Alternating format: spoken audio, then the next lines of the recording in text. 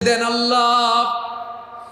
এমন কোন জুলুম নাই, গুনাহ নাই আমি করি নাই, সগীরা কবিরা, জেনে না জেনে, ইচ্ছায় অনিচ্ছায়, শিরকি বেদাতি সব গুনাহ করেছি। আল্লাহ, আকাশের নিচে জমিনের উপরে আমার চেয়ে বড় গুনাহগার আর কেউ নাই।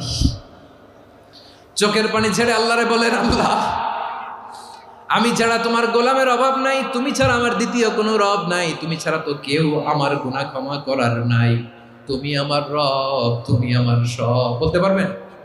এই তাকরীর আমার পটুয়াখালীর ভাইয়া, এই স্বীকৃতিটা দেখতে আল্লাহ বড্ড ভালোবাসে, কারণ আমরা সবাই গুনাহগার। আমরা সবাই কি? বিশ্বনবী বলেন, কুল্লুকুম খাত্তাউন, বানি আদম, তোমরা সবাই পাপী। সবাই কি?